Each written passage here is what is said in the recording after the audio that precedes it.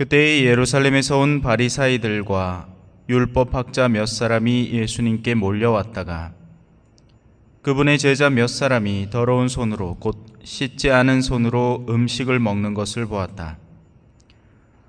본디 바리사이뿐만 아니라 모든 유다인은 조상들의 전통을 지켜 한 움큼의 물로 손을 씻지 않고서는 음식을 먹지 않으며 장터에서 돌아온 뒤에 몸을 씻지 않고서는 음식을 먹지 않는다.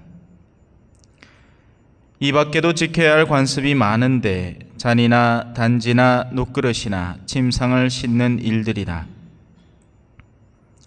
그래서 바리사이들과 율법학자들이 예수님께 물었다. 어째서 선생님의 제자들은 조상들의 전통을 따르지 않고 더러운 손으로 음식을 먹습니까? 예수님께서 그들에게 이르셨다. 이사야가 너희 위선자들을 두고 옳게 예언하였다. 성경에 이렇게 기록되어 있다. 이 백성이 입술로는 나를 공경하지만 그 마음은 내게서 멀리 떠나 있다. 그들은 사람의 규정을 교리로 가르치며 나를 헛되이 섬긴다. 너희는 하느님의 계명을 버리고 사람의 전통을 지키는 것이다. 그러고 나서 예수님께서는 다시 군중을 가까이 불러 그들에게 말씀하셨다. 너희는 모두 내 말을 듣고 깨달아라. 사람 밖에서 몸 안으로 들어가 그를 더럽힐 수 있는 것은 하나도 없다. 오히려 사람에게서 나오는 것이 그를 더럽힌다.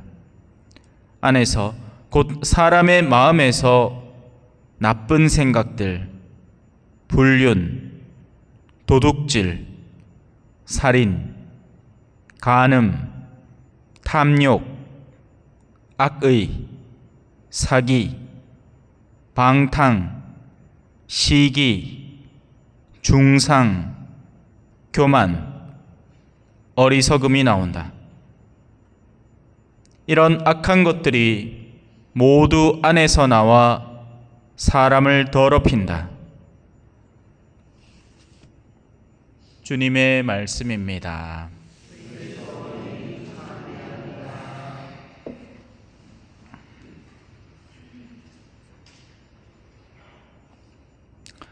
찬미 예수님, 첫 인간 아담과 이브에게 주어졌던 계명은 하나뿐이었습니다. 누구나 알아듣기 쉽게 이야기해보자면 그것은 너희는 하느님인 내 말을 들어라 라는 겁니다. 더 짧게 줄이면 그냥 내 말을 들어라 이 말입니다. 하지만 우리의 선조는 바로 이 첫 번째 계명을 어기기 시작을 했고 그 이후로 계명은 복잡성을 더해가기 시작합니다. 원래 다 그렇습니다. 유리잔은 말끔합니다. 헌데 한번 박살이 나면 어떻게 되죠? 난리가 납니다. 그죠? 원래 종이는 깨끗한 한 면으로 되어 있습니다. 꾸기면 어떻게 되죠? 난리가 납니다. 인간의 마음도 비슷해서 여러분들 어릴 때 다 순진했습니다. 맞죠? 뭐 딴 거 바른 거 없고 그냥 궁딘 찜찜하면 어이 하면 채워주고 배고프면 어이 하면 밥 먹여주고 뭐 다 했어 그게. 근데 이제 어른이 되어가면서 저 땅 저거는 내 끼인데 어디 저거를 감히 네가 탐을래? 에이? 이런 썩을 놈 하면서 막 속에서 오만 가지 생각들이 왔다 갔다 합니다. 그죠?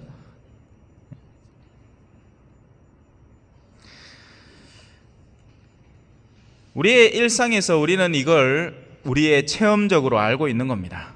그래서 아이들은 처음에는 엄마 말을 잘 듣습니다. 잘 들을 수밖에 없죠. 지가 뭘 어디 움직이기를 하겠습니까? 의사 표현을 하겠습니까? 그냥 입에다가 뭐 갖다 대주면 그냥 꿀떡 받아 삼키는 거고, 그냥 그대로 있는 거예요. 처음에는 순진하기도 하고 순수하기도 해서 말기가 조금 트이기 시작하더라도 엄마가 하라는 대로 합니다. 하지만 점점 지력이 늘어나고 행동 반경이 넓어짐에 따라서 그때부터 하지 말라라는 것이 하나씩 둘씩 늘어나는 겁니다. 밖에서 놀다가 들어와 더러운 손으로 밥 먹지 마라. 전선은 건드리지 마라. 공공장소에서 떠들지 마라. 높은 곳에서 뛰어내리지 마라. 아이들의 가능성이 커지면 커질수록 하지 말라는 범주도 점점 더 늘어날 수밖에 없는 겁니다. 할 수 있다고, 가능하다고 해서 모든 것이 해도 되는 것은 아닙니다. 원자력으로 전기를 만들 수는 있지만 원자력으로 무기를 만들어서는 안 되는 거죠. 사람이 제 목숨을 언제고 마음대로 끊을 수 있는 가능성은 있지만 그렇다고 해서 안락사나 사형이라는 것을 적극적으로 찬동해서는 안 되는 겁니다. 인간은 할만하니까 다 하려고 듭니다. 자신에게 다 허락된 줄로 착각을 하는 거죠. 교만에 빠져서 그런 겁니다. 하느님이 하지 말라라고 한 것들이 엄연히 존재를 합니다. 하지만 해보고 싶은 거죠. 원래 애들이 그렇잖아요. 심지어 강아지도 그렇습니다. 옆에서 잘 지켜보면요, 순진할 때는, 강아지가 쪼맨할 때는 뭐 그냥 띠뚱띠뚱 하고 그냥 맛있는 거나 먹고 그냥 그게 다예요. 근데 이제 이가 점점 발달을 하고 하면서 주인 눈치를 싹 보면서 뭔가 땅에 떨어지면 짖게 알거든. 근데 야는 싹 몰래 가가 내가 땅에 떨어진 걸 알아. 근데 야는 옆불떼게 주인이 안 보겠지 하면서 몰래 와가지고 입으로 싹 물고 도망갈라 합니다. 간을 보는 거죠. 되나 안 되나. 그때 딱 꼬마게 혼을 내면 멈추고, 그게 아니면 그 다음에는 또 합니다. 그 다음부터는 아예 그냥 당당하게 해버리죠. 조심하라는 한마디면 다 끝날 일들입니다. 얘야 조심하거라, 주의해라. 하지만 우리의 마음은 이리로도 뻗어나가 보고 싶고 저리로도 뻗어나가 보고 싶기 때문에 자꾸만 세부 명령이 늘어나게 된 겁니다. 그게 오늘날 우리가 갖추고 있는 교리 체계가 된 거예요. 인터넷이 없을 때 인터넷에 이거 하지 마라 저거 하지 마라 해야 할 이유가 있었겠습니까? 없죠. 안 그래요? 인터넷 자체가 없는데 뭐. 인터넷이 생기고 나니 인터넷으로 마약 주문하지 마라. 요즘 그렇다죠, 그죠? 텔레그램인가 그런 걸로, 그죠?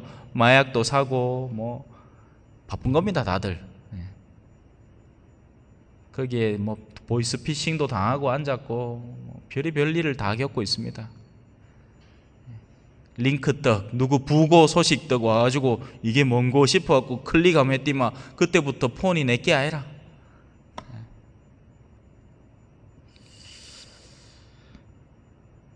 계명도 그렇게 끊임없이 복잡성을 늘려온 겁니다. 하지만 자, 이 복잡하게 벌어져 버린 일들을 다시 수렴해 나가 봅시다.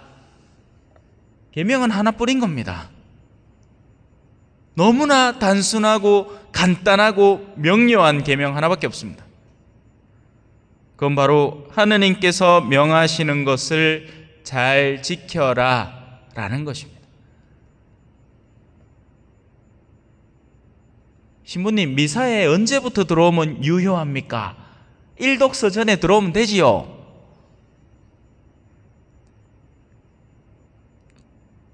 어떻게 하는 게 바람직한 미사 참례법이겠습니까? 하느님을 보고 싶어서 미사에 나오는 게 가장 바람직한 겁니다. 하느님을 보고 싶은데 우리 애가 열이 막 미친 듯이 올랐어. 그래가지고 요즘같이 병원도 응급실도 잘 안 되는 곳이라 가지고 이 병원 갔다 저 병원 갔다가 그래갖고 막 오만 대를 땀을 뻘뻘 흘리면서 알을 그렇게 겨우 나수고 나서는 이제 제정신이 드는 겁니다. 아 맞다, 오늘 주일인데 내 하느님 보러 가야 되는데 그렇게라도 뒤늦게 미사에 들어왔어요. 한참 늦었습니다, 미사. 하지만 그 사람은 미사를 유효하게 본 것이고요, 반대로 미사 갈 시간이 다 됐어. 가기 너무 싫은 거야. TV에 재밌는 것도 하고. 그러니까 TV를 틀어놓고 여기서 띠가마 성당까지는 한 5분 만에 가니까 여기서 한 6분 전에 출발을 하면 되겠다 싶어가 TV를 보다가 아이고 4분 남았네. 쫓아간다. 이 사람은 이미 미사를 늦은 겁니다. 언제 와야 미사에 늦는 겁니까? 벌써 마음에서부터 미사에 늦은 겁니다. 올 마음이 없었으니까요.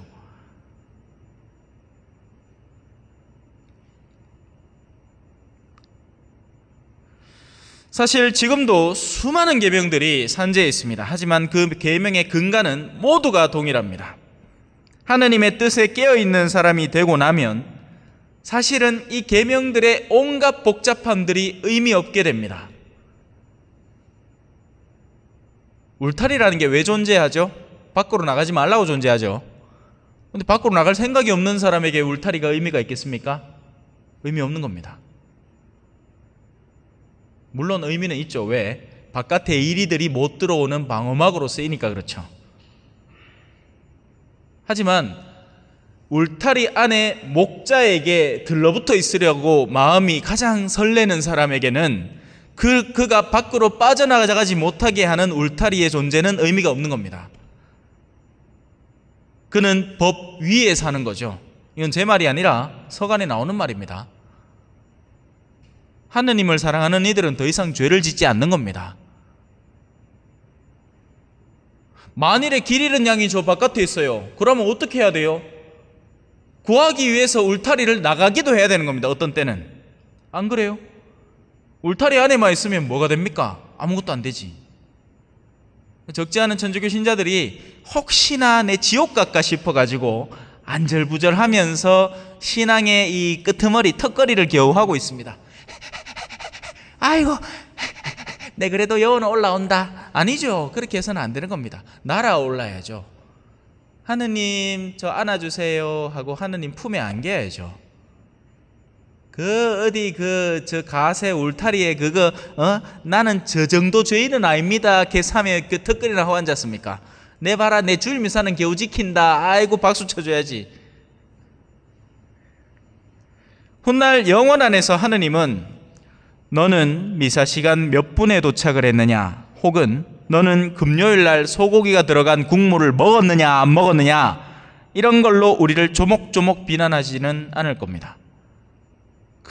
그렇게 쪼잔한 분 아니에요. 하느님은 그 이전에 이미 우리의 내면 속에 든 것을 식별하시고 알고 계십니다. 너 나를 사랑하느냐? 예수님이 베드로에게 물으신 거죠. 베드로야, 너 나를 사랑하느냐? 딴 거 필요 없습니다. 아무리 죄를 지었다 하더라도 나는 정말 예수님을 더할 나위 없이 사랑하는 사람이면 예수님은 품어 안아 주실 게 뻔합니다. 하지만 아무리 지금까지 죄 없이 살아오고 교회에 어마어마한 직분에 놓여 있다 하더라도 그 사람이 설령 신부건 주교님이건 주기경님이건 죄 지을 의도가 가득한 내면을 품고 살아간다면 그는 하늘나라에서 퉁겨나갈 겁니다.